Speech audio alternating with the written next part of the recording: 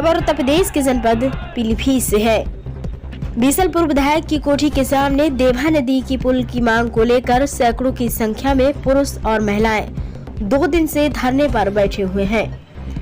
आपको बता दें कि विकास खंड बरखेड़ा के गांव पुरैना में देवा नदी की पुल की मांग को लेकर चल रहे अनिश्चितकालीन धरने पर बैठे प्रदर्शनकारियों ने अब बीसलपुर विधायक विवेक वर्मा के आवास के सामने धरना प्रदर्शन शुरू कर दिया है।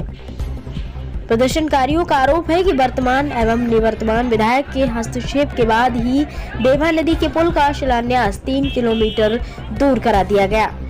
फिलहाल अब प्रदर्शनकारियों ने अपनी मांगों को लेकर विधायक के घर के सामने ही धरना प्रदर्शन शुरू कर दिया है। एच न्यूज के लिए अनिल कुमार वर्मा की रिपोर्ट।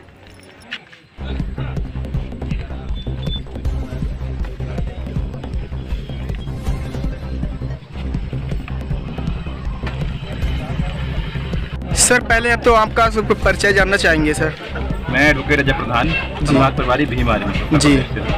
सर यहाँ पर जो ग्रामीण लोग अपनी पुल की मांग के लिए धरना प्रदर्शन कर रहे हैं, इसके लिए आप क्या कहना चाहेंगे? मैं यही कहना चाहूँगा, जहाँ प्रस्तावित पुल हुआ है जी, विधायक जी को प्रस्तावित नहीं करना चाहिए था, वह दूसरे का निर्माण करा रहा है। इसका मतलब जाहिर से ज़्यादा उनका लालच साफ जाहिर हो रहा है कि वो कहीं ना कहीं लालच के तहत इस पुल का निर्माण दूसरी जगह करा रहे हैं जी। ठीक है ना। तो हमारा कहना यही है कि विधायक जी को एक सीधी सीधी चेतावनी मान लीजिए, संदेश मान लीजिए, मतलब हम तो बीमारी वाले सीधी सीधी चेतावनी देने प्रयास करते हैं कि उस पुल का निर्माण वहाँ से रोक करके जहाँ प्रस्तावित किया गया है पहले उसी जगह निर्माण हो तो सबके लिए बेहतर है।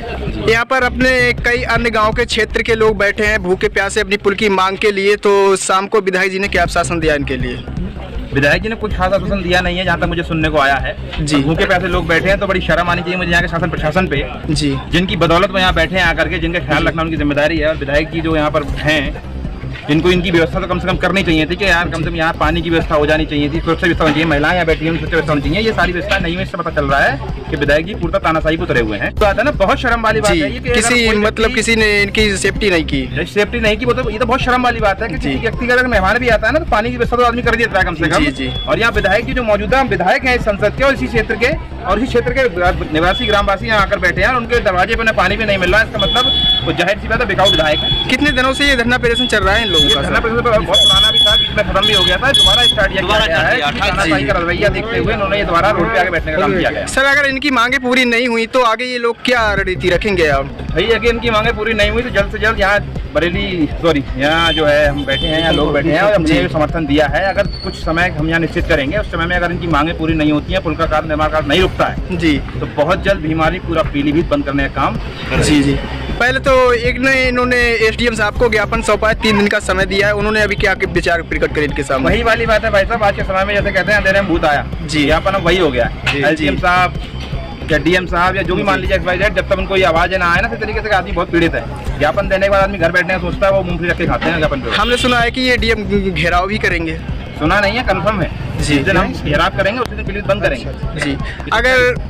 अगर इनकी समस्या के लिए आप शासन प्रशासन से क्या मदद की गुहार लगाएंगे? भाई हम तो मदद की गुहार लगाएंगे, पहले तो निर्माण कार्य रोका जाए जी, और जो प्रस्तावित है पुल उस पर निर्माण करना शुरू किया जाए। और अगर दोनों पुल बनाने हैं तो पहले निर्माण उसका किया जाए जो पहले प्रस्तावित हुआ जी, दूसरे पुल का निर्माण नहीं होना चाहिए। और अगर नहीं हुआ, आप क्या कहना चाहेंगे सर इनकी समस्या के लिए? मतलब आज कई दिनों से धरना प्रदर्शन चल रहा है। बड़े भाई ने जो भी कुछ कहा है जी जी, इन्हीं चीजों को आगे बढ़ाते हो। सबसे पहले बात तो ये है कि ये लोग धूप में कुछ चंद कदमों की दूरी पर बैठे हों और आवाजें जाती हैं अगर हो तो कम से कम इनके लिए पानी की व्यवस्था, खाने की व्यवस्था, और अगर ये भी ना हो सके तो अपने घर के भी लोगों को लेकर के आ जाएं गांव वाले, और हम लोग जो हैं वो पानी की व्यवस्था, खाने की व्यवस्था उनके लिए भी कर देंगे। क्योंकि जिनके द्वार पे बैठे हुए लोग हों और अगर उन्हें कोई सुनने वाला ना हो तो आप देख सकते हैं कि इस बिल्डिंग की जो दीवारें बहुत ऊंची हो चुकी हैं और इसकी एसीओ के अंदर जो है वो इनकी आवाजें शायद पहुंच नहीं रही हैं, क्योंकि इन्हीं ने बोर्ड दे करके बनाया हुआ था। और अगर आप 2-3 दिन से लोग यहाँ पड़े हुए हैं तो क्या उम्मीद लगा सकते हैं जाकर के आप सत्ता पक्ष के लोगों से कि जो इन्हें पानी पूछने के लिए दरवाजे पर नहीं आ रहा है। और सबसे बड़ी बात यह है कि अगर जहाँ का पुल था और वहाँ अगर इसे नहीं पहुँचाया गया तो ऐसी अनिश्चितकाल धरना चलता रहेगा। भाई ने बताया है कि आए दिन कॉल होते रहेंगे, पीलीभीत बंद का आह्वान होगा, बीसलपुर बंद का आह्वान होगा और इस चीज़ को प्रोग्रेस करते करते चीज़ें बहुत बड़ी। इन समस्या के लिए इन्होंने किसी अधिकारी से गुहार लगाई, शिकायती पत्र दिया है किसी से? देखिए शिकायती पत्र क्या, हमने अपना एक 5 लोगों का डेलीगेशन बनाया हुआ है जी जी, किसान लोगों ने।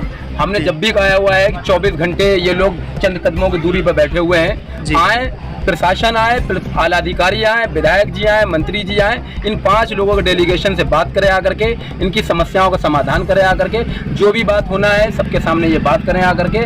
और जो इनका प्रस्तावित पुल है, आप एक बात बताइएगा मुझे, अगर आपका एक मोबाइल है ये और अगर आपको इसके खरीदने के लिए किसी ने पैसे दे दिए हैं, इसे बता दिया गया है, तो क्या किसी और को दिया जा सकता है? नहीं नहीं नहीं। तो फिर बस सीधी सी बात सहमत हूं मैं आपकी बात से। तो आप एक ही बात समझिएगा कि अगर इस चीज का किसी चीज के लिए प्रस्तावित पैसा दिया गया है तो आप किसी दूसरी जगह कैसे बनवा सकते हैं? और एक ऐसे एरिया में जो उससे ज्यादा बाढ़ पीड़ित हो, एक ऐसे एरिया में जहाँ पैसा ज्यादा खर्च होता हो। और मैं तो सरकार को भी ये इन्फॉर्म करना चाहूंगा कि एक दोबारा से सर्वे कराया जाए। एक ऐसी जगह पुल बनवाया जा रहा है जहाँ बजट से ज्यादा खर्चा आएगा जा करके, और जहाँ लोगों को पुल मना कर दिया बना, वहाँ के किसानों से बात करिएगा, फ्री में जमीनें देने के लिए तैयार हैं, फ्री में जमीनें देने के लिए तैयार हैं, मदद करने के लिए तैयार हैं, फ्री में। अब बताइए, जहाँ जमीन खरीद के कराया जा रहा है काम और जहाँ फ्री में जमीनें मिल रही है, तो ये तो सरकार का पैसा भी बर्बाद। जी सर, हम जानना चाहेंगे मतलब जो अगर पुरैना में पुल बन जाएगा तो कितनों लोगों को आने जाने में सुविधाएं होगी? देखिए, पुरैना में पुल बनने से लगभग 35 से 40 गाँव के लोगों को फायदा होगा, और जहाँ पुल बन रहा है मात्र 3 से 4 गाँव को फायदा हो रहा है। और दूसरी चीज,